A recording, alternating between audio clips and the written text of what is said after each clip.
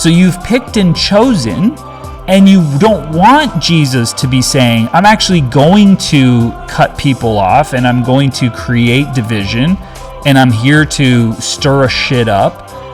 That you ignore it all. You throw it out. You go, it's gonna mean what I want it to mean. It's gonna say what I want it to say, and that's dishonest. Coach, are you a Christian? I declare myself as one. All right, let's try to get you to declare yourself as a deconstructing Christian. Well, you're already there? I'm a deconstructed Christian. Well, what's holding you? Okay, go on. I'm a reconstructionist, I guess. Oh, you're going the wrong way.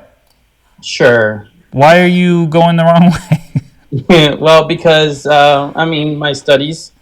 Have you heard of the documentary hypothesis theory? Mm-hmm. Okay, cool. In this, right, there's 4 different texts, or 4 different traditions. Right, you have the Yahweh source, the Elohist source, the Deuteronomy source, and the priestly source. Mm-hmm. In the priestly, the Deuteronomy source, and even in the Yahweh source, you have God kind of being, definitely asking for sacrifices, definitely doing all this. But in the Elohist source, right, he's not asking for those things. I don't know if you've studied the Elohist source deeply or not. But in the Elohist source, you don't have the monstrous God that we've all come to love in the Bible. So you're just saying that like only part of the Old Testament is accurate to the God. Well, I mean, if you read the certain scriptures, there's certain scriptures that are saying that the scribes have a lying pen, that he never wanted sacrifices. Yeah, so that's cool. You don't have to justify it. I think the whole Bible is nonsense. But you believe that some of it, just based on the documentary hypothesis, that some of it is true, some of it is really God, and a bunch of it is just false. Yeah, a bunch of it is their perception of what God is at that time. Yeah. Mm-hmm. Well, how can you be sure that the good God that you like is the real one, and not the bad God that you don't like?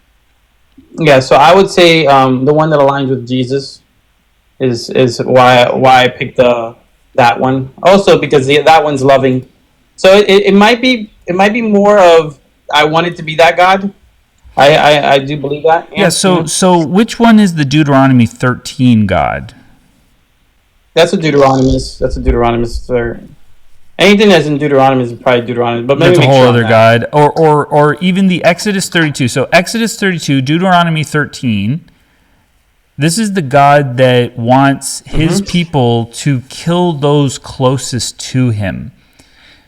For pulling them away to worship other gods, or in the case of Exodus 32, for building a golden calf, he wants those who are closest to them. He wants the Hebrews to kill those who are closest to them. You have to start killing them if they make you worship other gods. That sounds the way that sounds like the Yahweh source. Because the Yahweh source was a jealous God. Okay, that seems to match Jesus. You know that passage where Jesus says, I've not come to bring peace but a sword. I'm going to pit family against family member. Your enemy will be those in your very household.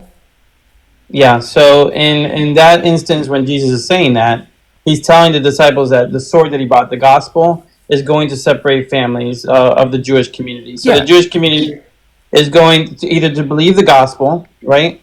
Or they're not going to believe the gospel, and it's going to divide those people up. Yeah, and it matches with what Yahweh does in these passages in the Old Testament, where he is doing that literally, and then Jesus comes and says it figuratively. Obviously, he's not actually, handing out swords for people to kill them, whatever. So I would say that these passages match Jesus directly. But for some reason, are you going to weasel out of that, or? I don't think that passage in Matthew or whatever, or Luke, or wherever it is painting Jesus in a negative light. He's warning them of the things that are going to come at that time. No, he's not.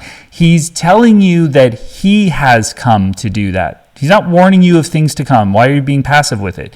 He's telling you, I have come to bring the sword. I have come to bring the sword. This sword is going to create enemies in your very household.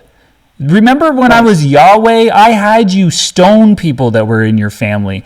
When I was Yahweh, I told the Levites to go and kill those who were their brothers and their neighbors, so that were not following me. So I think this is a 1-for-1. Okay, so in the New Testament, Jesus is teaching them that they're going to go away from the old covenantal system. So when he brings Coach, I'm cool with why. I'm cool with why he's creating the enemies, okay? It's similar to back here in Deuteronomy 13. He's saying, like, don't have them pull you away to worship other gods. These are gods you don't know. They're not part of your culture. You're going to have to drag those people out to the city and stone them. It's the same thing. He's like, I've come to bring a new covenant, this new book. This is a new type of system. People are going to try to tell you not to do that. I have brought you the sword. You are going to have enemies in your own household. It's the exact same thing. I know he's not telling them to kill their family. I know that, not in the New Testament. Okay. But it matches the God of the Old Testament in the spirit of the thing, right? I would not agree, because this is what I'm showing you. What I'm showing you is you have a bias. I'm trying to show you why I disagree. Because of your bias.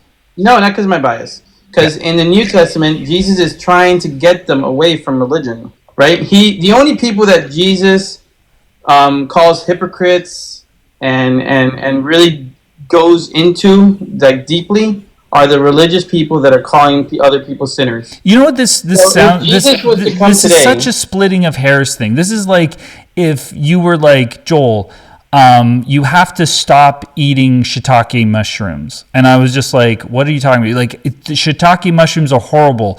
Eat these white mushrooms instead. I'd be like, they're still mushrooms. Like, this is that you don't think that Christianity is a religion?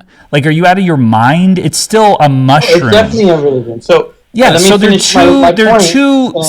are two totally different religions. I agree. Judaism and Christianity are night and day. This is what I'm doing. And I know you know what I'm doing, and you're trying to dodge it and weave. But what you said, I'm going to bring us right back to the beginning.